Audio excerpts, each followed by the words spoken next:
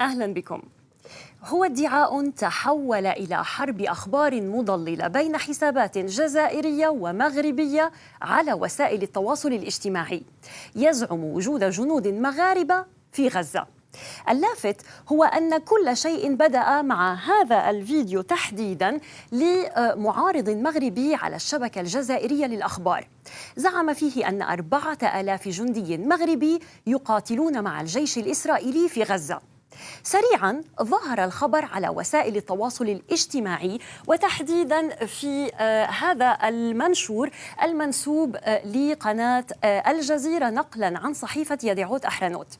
لكن المنشور مفبرك، نص الخبر كما نشاهد لا يشبه أبداً الخط التحريري في قناة الجزيرة، كما أن اللغة المستعملة مختلفة وفيها أخطاء إملائية. وعلى ذلك لا وجود للخبر لا على قناة الجزيرة ولا على صحيفة يدعوت أحرنوت. المزاعم لم تتوقف عند هذا الحد. في 25 من مايو أعلنت كتائب القسام عن أسر جنود كما نشاهد في هذا المقتطف من الفيديو. إذن أعلنت عن أسر جنود إسرائيليين في كمين في جباليا شمال غزة، ثم نشرت فيديو قالت إنه لجثة جندي من أفراد القوة المستهدفة. المتحدث باسم الجيش الإسرائيلي آنذاك دانيال هاجاري كذب خبر أسر جنود، لكن سريعاً تلقفت الخبر حسابات على الإنترنت ادعت أن الجندي القتيل مغربي.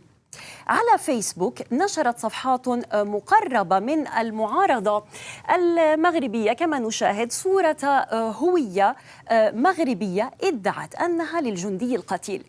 لكن إذا قارناها مع نموذج لبطاقة الهوية المغربية نلاحظ أن هناك اختلافا في الرقم الوطني كما نشاهد في الصورتين.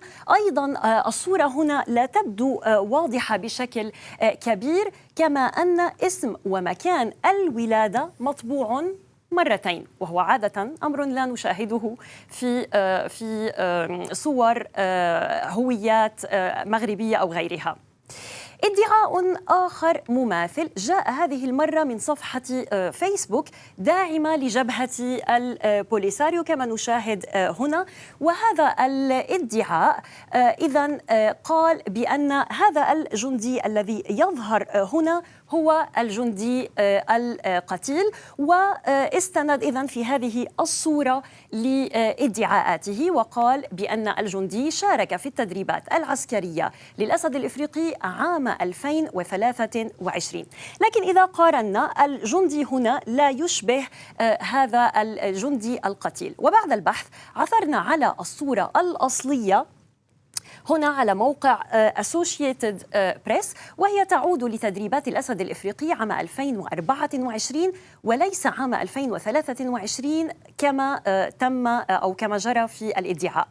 أيضا تاريخ النشر هو 31 من مايو، أي أنه يأتي بعد 6 أيام من تاريخ مقتل الجندي المفترض، ما يؤكد زيف الادعاء. حسابات مغربية على الإنترنت قدمت نسخة أخرى للادعاء، زعمت من خلال هذه الصورة، صورة إذن هوية، أن القتيل هذه المرة جندي جزائري. لكن بعد التحقق عثرنا على الصورة الأصلية للهوية، هذه هي الصورة، وكما نلاحظ جرى تعديل عليها لتشبه شكل الجندي القتيل. أما صاحب الهوية فهو هذا الشاب، شاب جزائري نشر هذا الفيديو على فيسبوك ليكذب كل هذه الادعاءات.